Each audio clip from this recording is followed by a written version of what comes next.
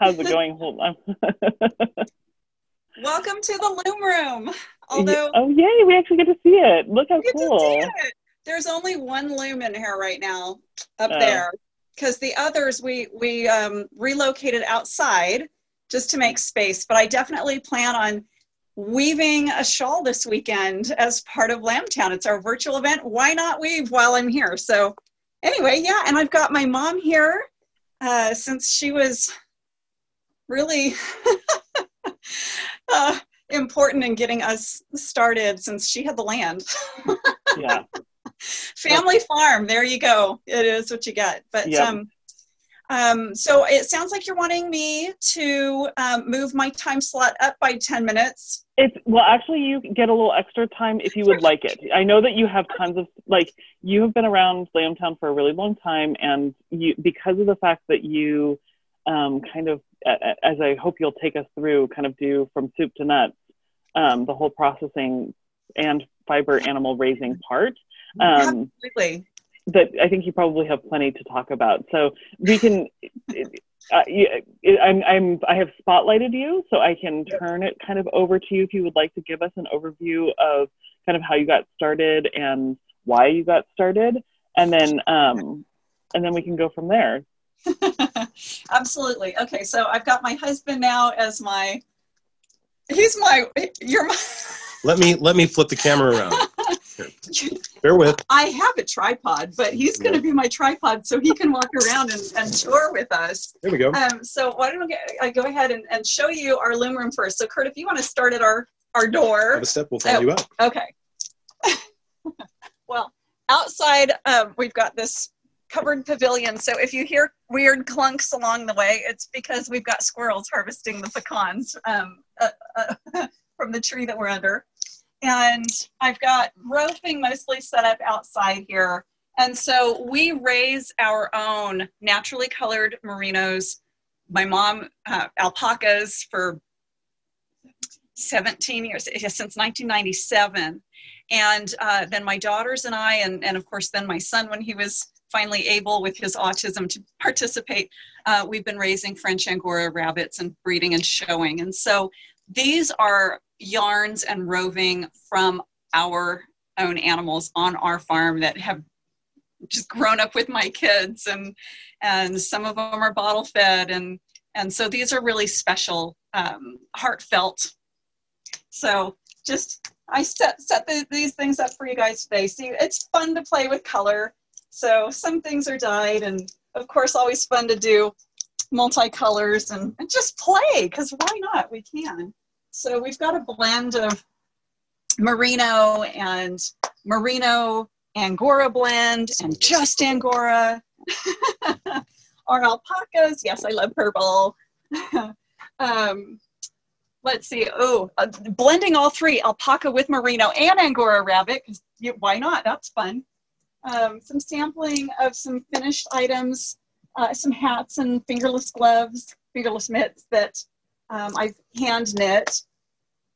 Down here we've got some hand flicked merino locks also available, just something to kill time during winter and the cold months when we're indoors. And so then I'll bring you around inside to show you the rest of the loom room outside the patio. I do have fleece. Part of my presentation that I'd like to do, and I'm glad you brought that up, is showing how we go from raw fleece. So this is one of our merino fleeces. This is Hannah. She was sheared this spring. So how do we go from this to yarn? And then this is actually a very unique alpaca fleece. This crazy little critter is, she ended up being a cross of Surrey and Wakaya. There's only two different breeds of alpacas, and that's it. Wakaya are the fluffy cotton ball looking ones, and Surrey look like, well, they look like dreadlocks, these little corkscrews. And so when we had a whoopsie come out, the fleece is just, it's so fun. So how do we get that ready to turn into yarn? So coming on into the loom room, I'll start over here. I do sewing as well. So I've got my little sewing cabinet set up. Last year I was invited by Surrey Network to author an article. So I set it out here because that was pretty fun to do a comparison of blending. So here are the actual yarns that I did for this article, a series of different blend percentages, Surrey with merino, and you can see even how the color changes, blending the dark fawn all the way to the white merino, and kind of the contrast along the way. So some benefits of blending fibers. Got my Duncan drum carter is my old workhorse. Some finished items that I've hand knit, a hand woven up at the top, some throw blankets. I also do felting, so some of the otherwise junk fiber that would otherwise get composted, why not felt it? So I've got felt rugs. And then we get into, yes, I've got my other workhorse, fine fiber, but I've got so many different naturally colored yarns from our alpacas, from our merinos, blending, because in asking people what experience have they had with alpaca, one of the big complaints that we hear is that it has no memory. It just stretches and just keeps growing bigger. Socks, you have a nice snug sock, and by the end of a few hours, it's slubby in the shoe. So sweater necks get stretched out, elbow sleeves get stretched out. So that's where blending it with, especially with merino that has that memory and elasticity, comes into play, and you get the softness of the merino that's not detracting from the alpaca. So we have blended yarns for those kinds of projects where you need a little forgiveness and stretch. And I can look at these yarns and tell you the names of the animals. I can show you pictures of the animals that these were from, and I've got to hold some back for hand spinning or needle felting. My oldest daughter loves needle felting, and so got to have a variety of things to play with. So we do, of course, offer these for sale to share. These just fresh from the mill, haven't even labeled them yet. I love my tweeds. Again, all natural, no dyes on any of these. So I was just so eager to get them out and play with them, show them off, share them with you guys. So I thought I'd start out by, again, introducing my mom. So Kurt, I'm gonna have you stand over by the door. There you go. That way Mom can come on in here. Thanks for coming out. So this is Cheryl Woods, and she's owned Fanfare Farms. We've mentioned we've been 4 generations. So it was her side of my family that has been, I remember pictures of Grammy bronc riding. Yeah. Bull riding, rodeo queen, and she was really into horses. So you grew up with horses. Yes. And then in my childhood, we switched over to miniature horses. Yeah. So that's what brought us to Vacaville and getting from Napa. From Napa was to raise miniature horses. And that was 32 years ago. Wow. So we started off raising miniature horses and showing them. And then I got ill and was told to stay out of the sun and avoid stress.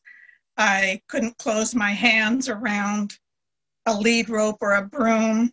I knew I had to start selling off the horses.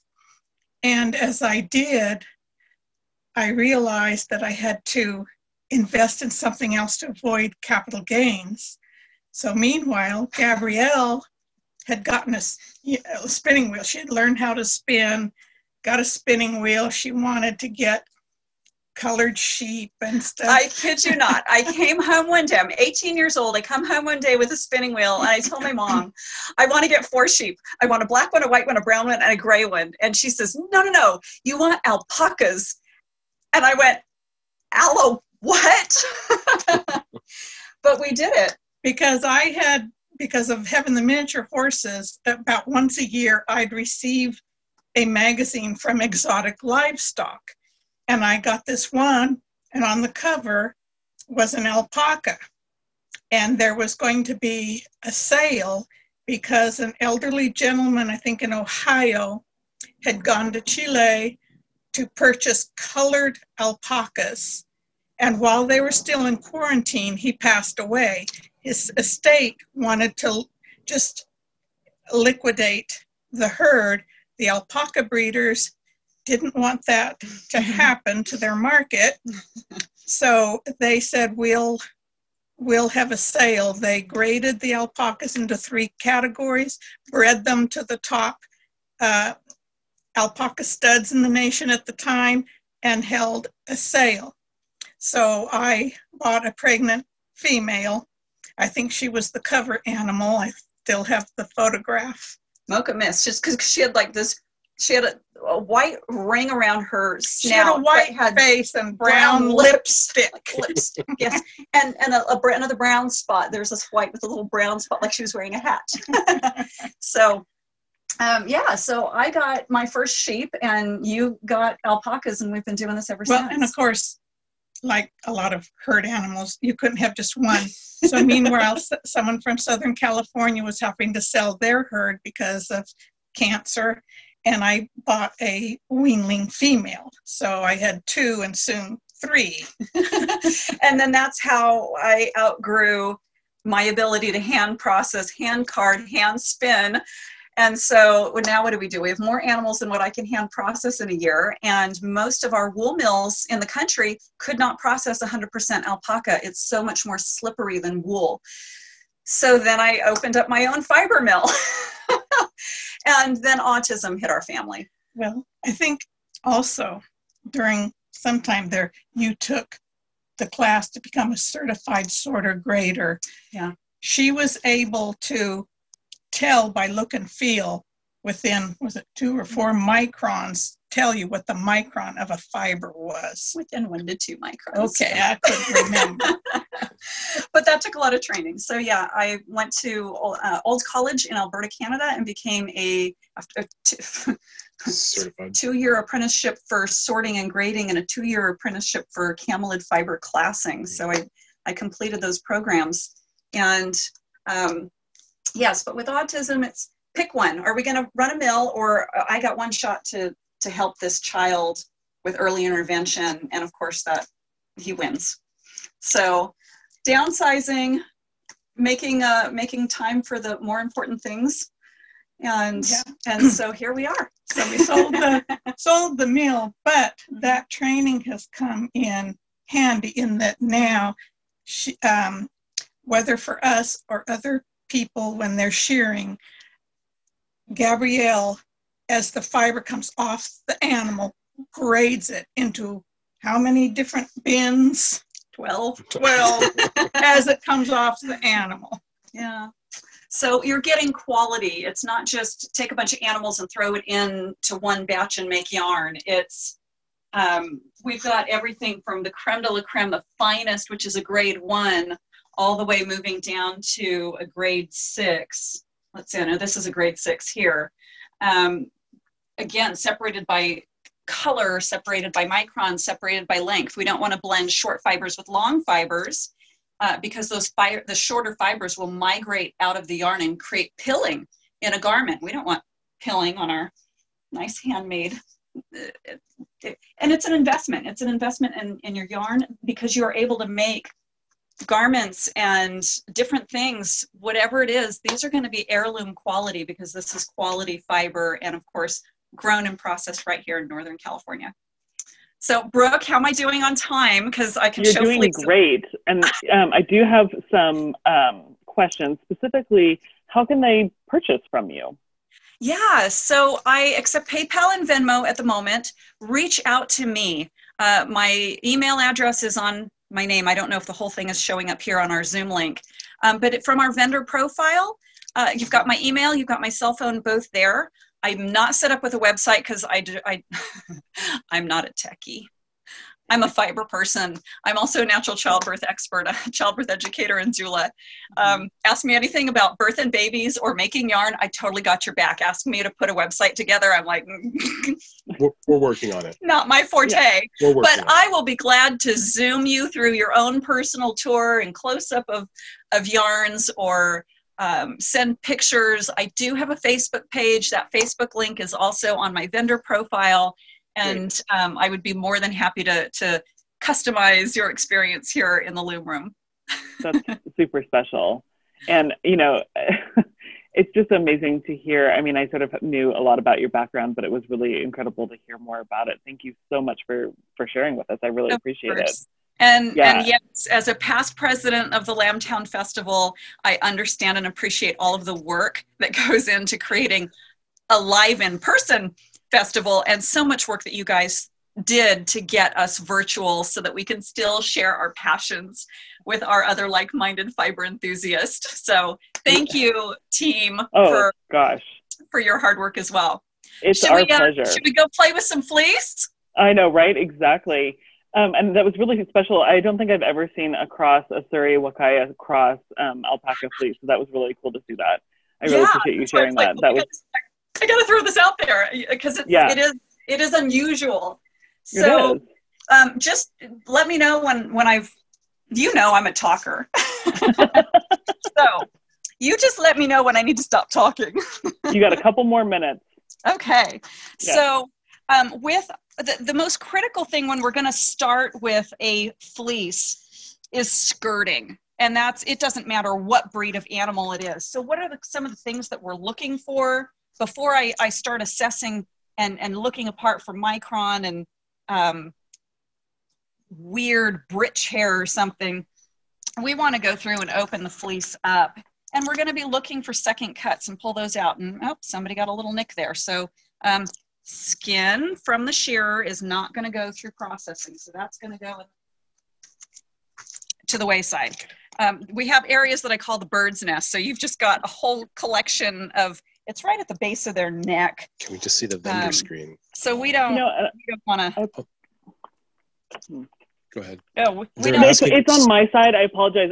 It's showing for me that it's spotlighted, weirdly enough, and yet apparently from the people who are watching, it's not. So I apologize. And so what I'm going to do is just quickly, I'm going to cancel the spotlight and then redo it again. So give 1 second. We'll try it again. In the video from our side, will that help? That's from her. If not, I will try that. So I've just spotlighted you again. So if you would like to keep going, and I'm going to have to cut you off because actually, I may not have to. I don't know if my next person is here, so you may have a little bit more time here. Okay. So second cuts, short pieces, anything that lacks uniformity. We're going to pull that out and toss that aside. I don't want all of this vegetation in my yarn, so that would get pulled out. The yucky poopy part is going to be more towards that end, but I usually pull that out as we are shearing. Giving it just a good once over. That's going to really be helpful if you're looking at getting a fleece or sending it off to the mill for processing. Don't send them your garbage in, garbage out. So we can only go so far with machinery to make your fleeces beautiful. So giving them a good once over. This is Hannah, by the way. She's one of the babies that my kids bottle raised. So she's special for us too. I love it. I'm just going to stop you for a second because not everybody understands what the effect of bottle raising a sheep or an animal means. Because not everybody has had that special experience, that intensive special experience. So if you don't mind explaining that for a second, that would be great. Sure. So unfortunately, as my mother is famous for saying, and I totally stole this quote from her, when you have livestock, there are times where you also will have dead stock. And my kids were having their horseback riding lesson. My son was doing horse riding therapy on our own horse, had an instructor come over. So the kids are up doing their lesson. And as they take turns and finish, they're going and running through the farm and they're playing with the new lambs that are born. And so they see this one sheep that's just walking along and then just flops over and that's it. And I hear, she's dead. And I'm like, no, this is not good. She had a 3-week-old lamb and don't know what happened. So now we have an orphan. So that was Hannah. So when you are bottle raising, and we've bottle raised alpacas and we've bottle raised goats and the sheep, they become so much more friendly. And so instead of going out into the pasture and trying to convince the sheep to come into the barn by shaking a grain bucket of treats for them, they recognize your voice and they come out. And the very first bottle baby they raised is Clementine. And they, to this day, Clementine's 7 years old. Clementine, you just go out to the field and holler, Clementine, and she comes running to you. So it really helps establish a really close relationship. And I just love that my kids were able to have that and to experience that. So we have about 5 bottle babies on the farm that, well, they're just not babies anymore, but they sure still act like it. Really learning the dependence. They're dependent on you. So even that means getting up in the middle of the night to mix up a new bottle of milk so that they're safe and healthy. All right, so moving on with our Wasuri. I can't remember what the name is. So on these guys, this particular shearer, instead of turning the animals over and you shear off one half of the animal and then roll the animal over and shear the other half off, he does it all in one piece. But that also means that I'm going to get leg pit hair. And you can see that is completely different. It's shorter and it's more straight than these longer, well-defined locks. And this is coarser. This is thicker. So when we have coarser microned fleece, when it comes in contact with your skin, instead of bending against your skin, it just drives in and pokes. So if you hear a lot of people say, oh, I'm allergic to it, it makes me itch, it usually isn't an allergy so much as it was lesser quality fiber. So I don't want to blend armpit hair in with the good creme de la creme of the prime blanket. This is a juvenile. This is its very first shearing. So this should be as soft as this animal is going to produce in its lifetime. So same thing, I'm going to go through, give it a good once over, pick out any second cuts. I'm on a skirting table, so I can even just give it a good bounce, and you can see it start snowing down there on the ground. Ew. Like the 11th commandment that's posted in the barn, thou shalt not second cut. It happens. So this fleece is... Well, and Gabrielle, just a second. So second cuts, do you mind defining what they are and why they're problematic in terms of finished goods? Yeah. So a second cut, think about when you're shaving your legs and you go over it once and you missed a spot. So you have to go over it a second time.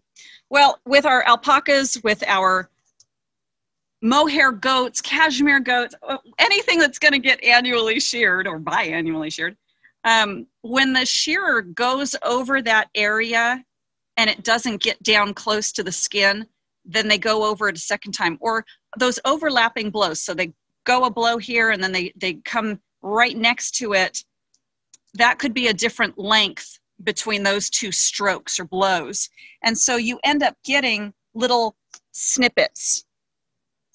And like I described why we don't want to blend short fibers with long fibers, even in hand processing, is because these short little fibers, if they get caught in a yarn, they're not long enough to stay twisted in the yarn. So with friction over time, these little fibers rub their way out of the yarn, and that's where you get pilling in your sweaters, in your garments.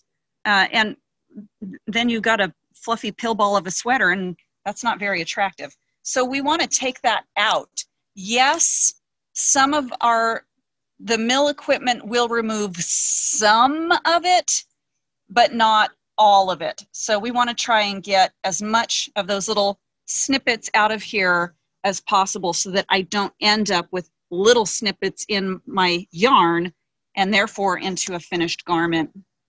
That lowers the quality of the garment. So again, I don't want leg pit hair. And this fleece, I'm looking at, the neck is up here and it's kind of rolled into thirds. So we would just kind of find the edge of the blanket and unfold it. Sometimes it's easier, and especially in these Surreys and Surrey crosses, sometimes the fleece doesn't hold together and it just kind of falls apart as it comes off the animal and into the bag. So this one has some shape to it. There's another leg. Also belly wool. We want to remove the belly wool from our fleeces because alpacas cush. So when they lay down, they don't just lay with their legs off to the side. They lay with their legs tucked under them. So they're laying on their bellies. And that means it's picking up a lot of veg, mud, and it's getting a lot of abrasion. And that friction and abrasion on the fleece does cause damage. So it could take dye differently, deeper versus lighter. And so, although I think that's pretty cool.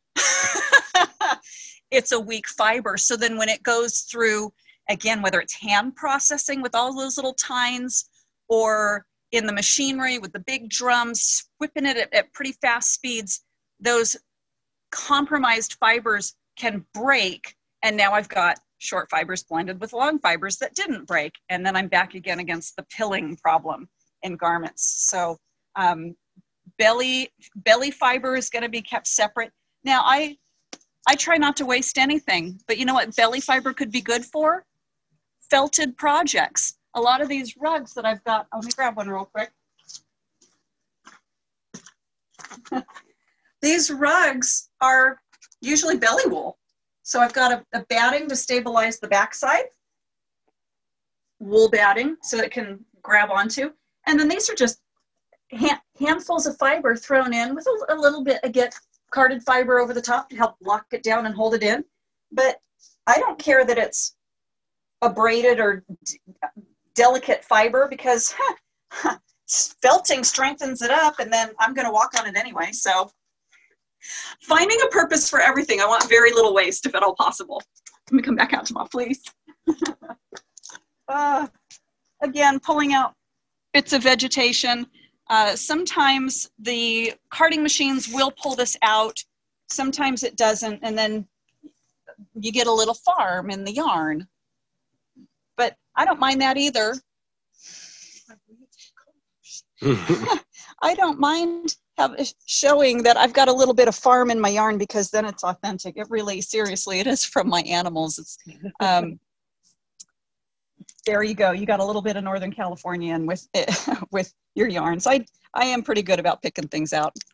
So, all right, this particular fleece, when we're looking at micron, I'm going to do a kind of a color contrast background, and I'm going to look at the individual fibers and kind of take an average of individual fibers and what is my eye telling me that grade is going to be. So this appears to be maybe a grade 3. Got some nice finer fibers. It's not a very uniform. There's coarser, and these larger fibers are guard hairs. Alpacas do have guard hair. So there's a guard hair right there.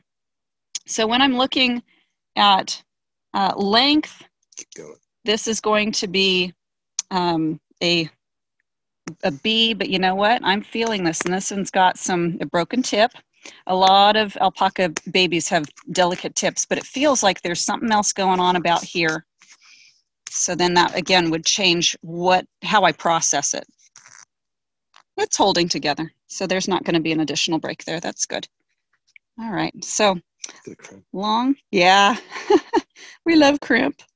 Crimp adds loft to a yarn. It makes it more spongy. Yeah, see the crimp. It used to be understood that crimp helps with elasticity or memory, but they found, especially with alpaca and angora rabbit, that just wasn't true. Its structure. It gives, again, loft or sponginess to a yarn, whereas fibers without crimp, fibers that are lacking crimp, you go to spin those together, they're a very thick, heavier, denser yarn. You spin these fibers with crimp,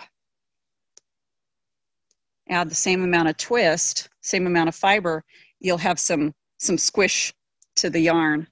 So that helps with insulative value, actually. By having those little air pockets trapped in there, you can increase, if you want to talk R value, it can increase the R value. I'm going to interrupt you because we have our next panelist, but thank you so much for this huge amount of information, and people were thrilled with it. So I really appreciate you taking the time, and hopefully you'll get a lot of emails and people wanting to. Yeah, so I really appreciate it. Thank you so much. And yeah, it was wonderful to see you, and hopefully I get to see you again soon, especially before next Lambtown. So it would be really nice. Help with planning for next year. Yeah, right, exactly. Yes. Thank you so much. I appreciate it. Take care. You're welcome. Bye. Bye-bye.